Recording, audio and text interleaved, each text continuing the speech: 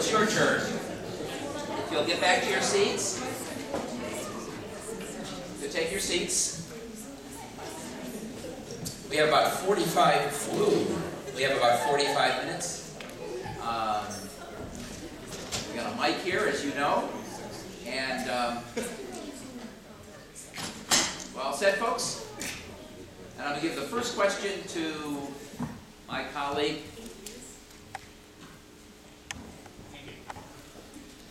I'll have to confess to my lowbrow tastes to frame my question. But I tend to follow popular music a lot more closely than I follow jazz. And 10 years ago, when I was probably very much in touch with the popular music scene, if I were to hear 5 seconds of any song from anywhere in the world, I could probably tell you what country it came from. Germany, Britain, France.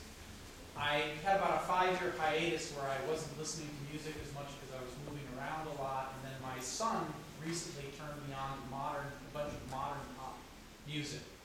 And I don't think I could do it anymore. I don't think I could tell what country any of it originated from. Techno, trance, DJ, mixed stuff. It seems to be now completely universal.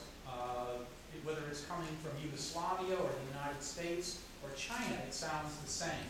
And I'm wondering if the same thing is happening in jazz and how much longer it'll be how much longer are we going to have regional music cultures?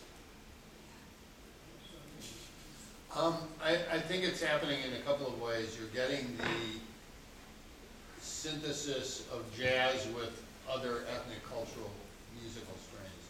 You're also getting people who are studying the original jazz forms and preparing themselves to the point where they can duplicate what the old masters did. And there are a variety of factors at play. One is that the technology, as Ted pointed out, makes it so much easier to share information and to, in fact, put together components from widely disparate origins into one musical statement. At the same time, by increasing the educational component in jazz, by which I mean that the early musicians had no schools to go to learn jazz. They went out and learned it on their own.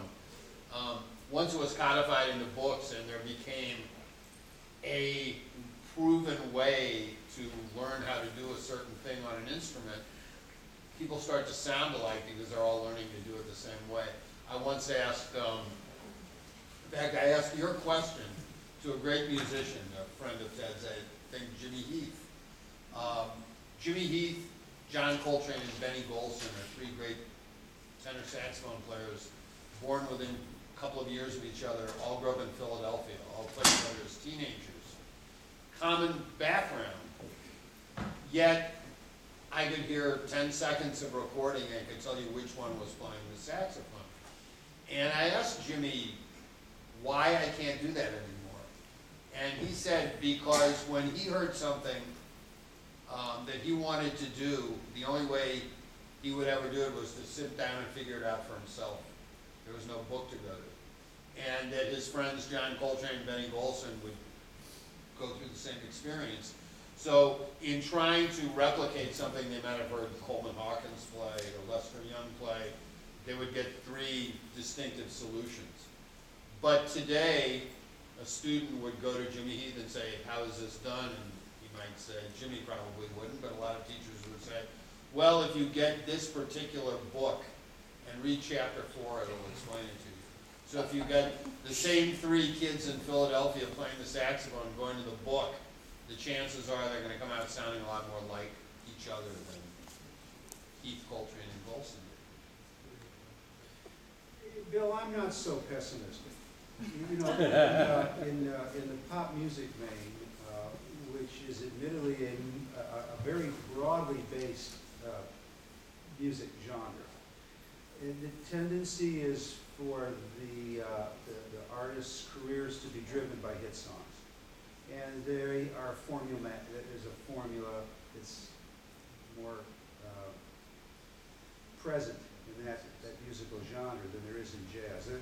The word jazz, if you talk to 1,000 different jazz musicians, you'll get 1,000 different definitions. Maybe get 1,500 different definitions. And from my point of view, what I am trying to do as an agent manager, is that a little better? No. No?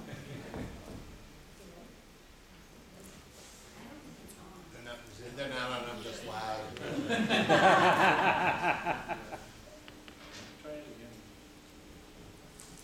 Hello? No. Okay, hello? No. They look good. Well, We look official. I'll try to talk louder. Give them this mic. This is an ongoing, this is, hello?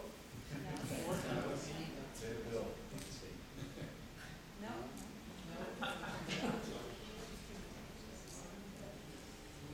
What'd you say about technology? The global utilities are conspiring against us.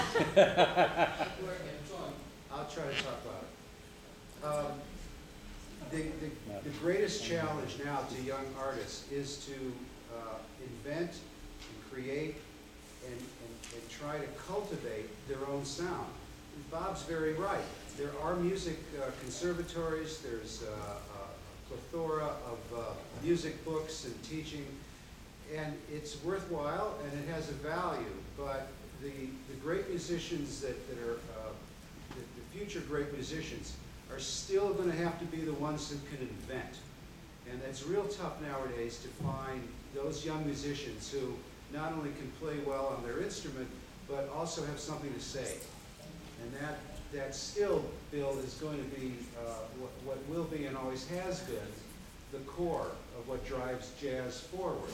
It's not just being able to play an instrument technically well, it's having something to say. And I don't think that it's really I don't think it's really a problem of music becoming homogenized, which is what you're, I think, alluding to. I think that all this global proximity and the interaction between musicians from different countries and the access is still, I think, going to spawn some real interesting new synthesis. And it's still going to motivate those individuals who have that intrinsic sense of discovery and who are going to not just go to their class during the day and play the chords and the bars that they're being taught, but are going to invent their own chords. They're going to make their own mistakes. One thing that Ornette Coleman told me once was his greatest fear was that in today's world, young musicians are too afraid to make mistakes. And that's about as profound a comment as I've heard in a long time from a jazz musician, but he's right. No, I always say the perfect jazz solo has mistakes, because that's the only way you know when someone reaches their limits. If it's too perfect, you got to be pushing yourself a little farther, in my view. Question? Back here.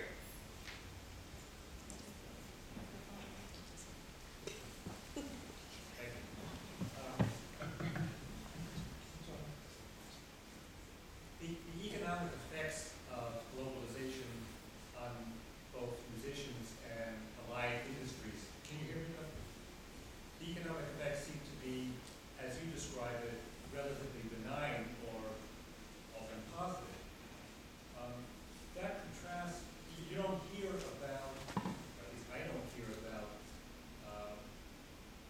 tariffs, import taxes being demanded by domestic musicians or domestic recording industries on imported goods, unlike many other industries where there is this demand to exclude or tax foreign items. Why is that? What differentiates the music industry from other industries which are much more sensitive to foreign competition? Well, in terms of recorded music, there's two factors. Number one, the amount of recorded music that's being marketed and sold in a physical format is substantially diminished.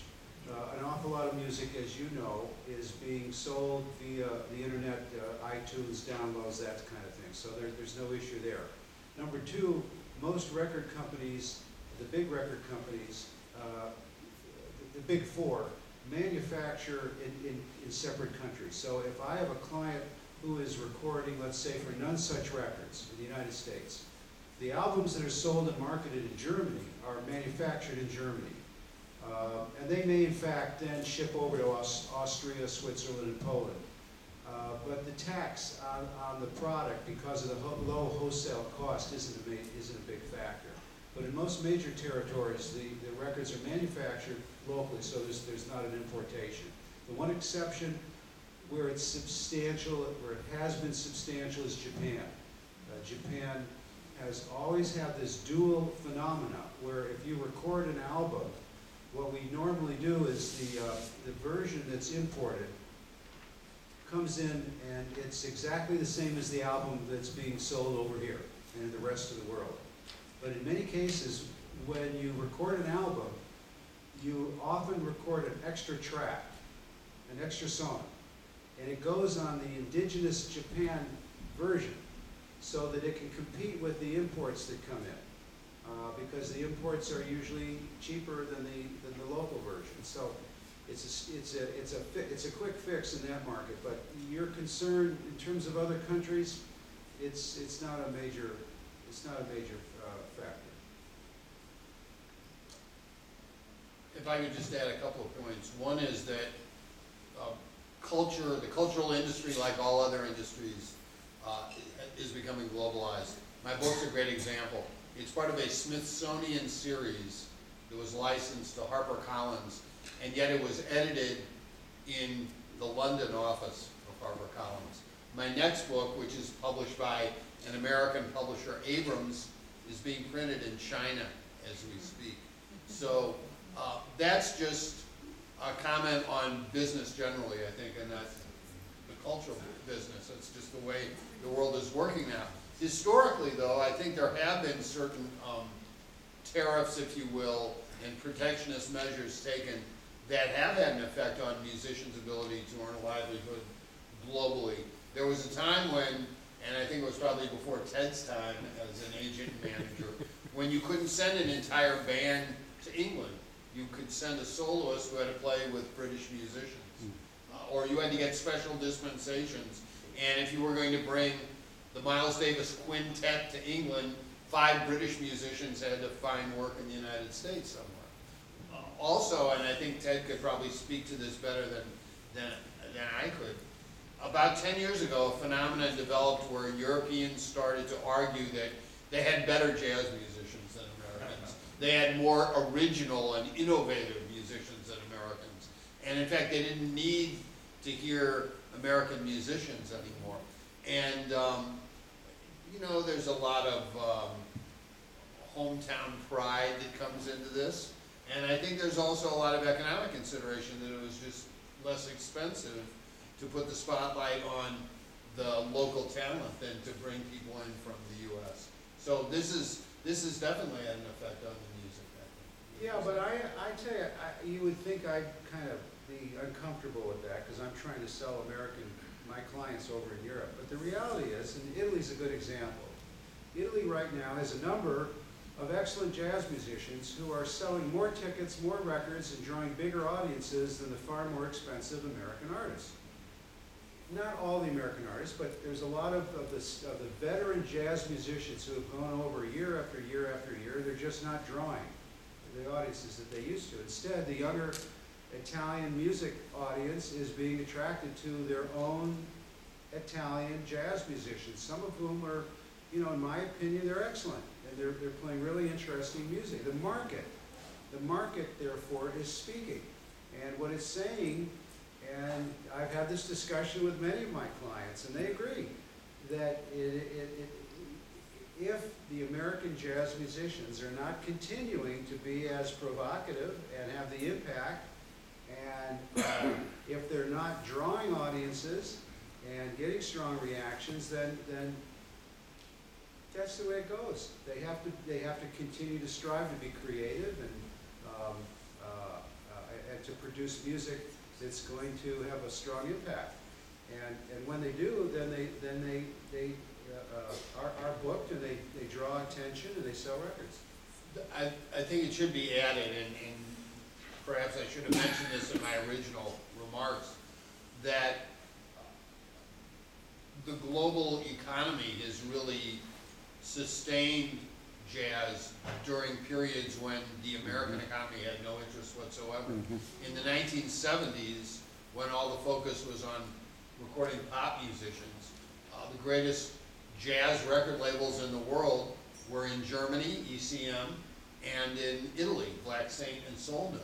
When the Blue Note record catalog, one of the greatest cultural resources this country created in the 20th century, was out of print, you could go to Japan in the 1970s and find every Blue Note recording in a facsimile edition, English language, liner notes and what have you, in Japan.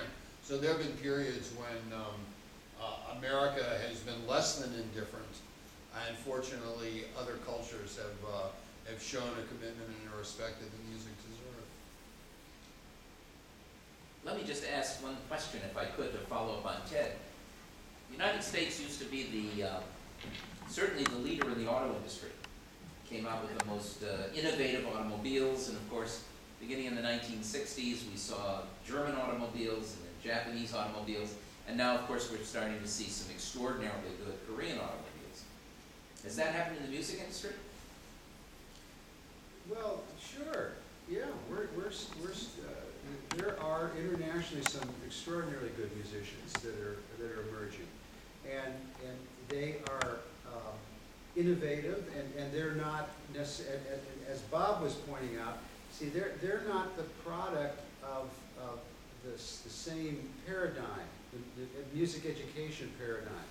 They're isolated in some cases, and yes, they have had access to music because of the internet, but it's been for them, I think, an opportunity to pick up some additional flavors, integrated into what they're doing creatively, and there's a lot of cases now in where there are some really fine musicians who are outside of the United States, coming in from all different countries. Right now, you know, the Berklee College of Music, I think, has students from 70 countries, and it's astonishing. So it's really true that, yeah, it's happening in music as well. Berkeley probably has the largest percentage of foreign students of any college in the United States. Yes. Question? Right over here. Do you have any concern that the attendance at some of these jazz concerts, the average age is going up over what it used to be? Just thinking in terms of rock music today, and younger people are not really getting too much involved in it. Do you find that in this country? You are raising an important question. The answer is yes. Typically, the age demographic for a lot of jazz performers is growing older, and that's because that audience became familiar with and became fans of those artists many, many years ago, and they've stayed with them, which is a good thing in the jazz world. What I have found to be an incredibly positive attribute is that once a musician establishes a good reputation, they sustain and maintain their audience throughout their career, regardless of whether they put out any hit records or not. For the younger jazz musicians, it's become really important, at least I'm trying to do this. We're trying to pick venues that are actually, in some cases, non-traditional jazz venues, because there is, to some extent, an opportunity to attract a younger audience if we play other venues that are not designated as strict jazz venues. There's certain rooms in New York and Boston. There's some jazz rooms that are obvious, like Scullers and Regatta Bar, but we're experimenting more and more now with putting some of our clients in other venues where there is more normally a younger audience to expose them to our clients.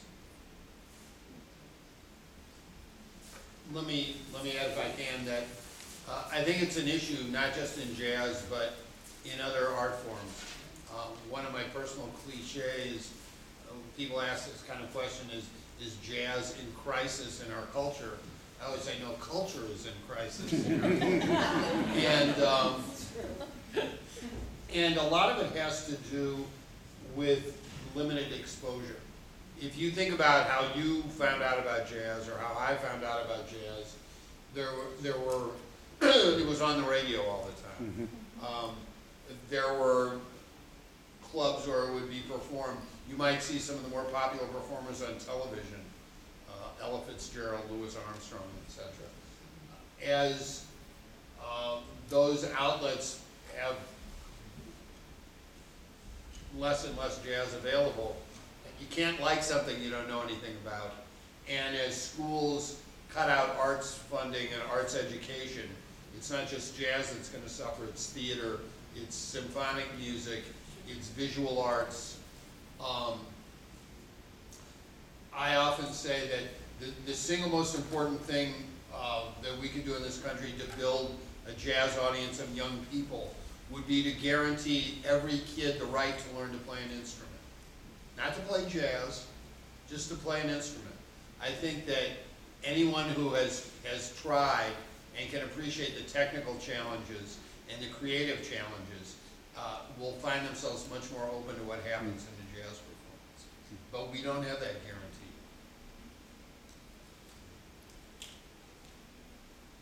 I hear a lot about Latin American, African, European, and American jazz players. What's the scene like in Asia? You've been there. Asian Well, performers. You include India, in Asia, I mean, there's, And the rest of Asia too.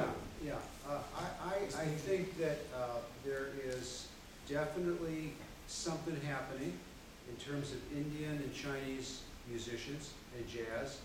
There's definitely, I'm aware of a number of collaborations. We have a tour this summer that's going to include Bela Fleck, Zakir Hussain, and Edgar Meyer. Go figure. But I think that there's in the Eastern classical, the Indian music area. Well, Bob played some music earlier and referenced the album from 2009 that won the jazz. Oh, the VJR. Yeah. So there's there is definitely some collaboration going on. If you go to a jazz club in New York, I venture to say on any given night the majority of the people in the audience will be from foreign countries. So jazz is a tourist magnet in New York City, one of the major ones. And there was great fear when smoking was outlawed in New York nightclubs that the foreign tourists who were used to having their cigarettes in their jazz clubs would find this off-putting, but somehow they got through that.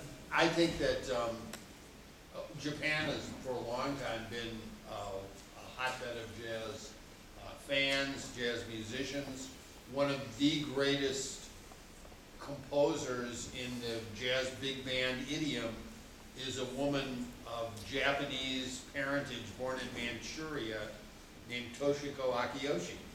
And she came to this country. She was the first foreign student enrolled at Berkeley College in 1955 and has lived in New York and LA and is now back in New York and is an NEA jazz master. And so there have been great Asian musicians. She's the first that comes to mind. She's definitely the most prominent. I shared a story with Barry. I had gone to a conference in San Francisco shortly after the Ken Burns Jazz Series. And there was a lot of consternation about how it was so focused on African American musicians and jazz being black music, and some Caucasian musicians got up and complained about this, and Angela Davis, who was part of the panel, said, well, what really bothered me about the Ken Burns series was that he left Toshiko out. So. Question? Over here, Ruth.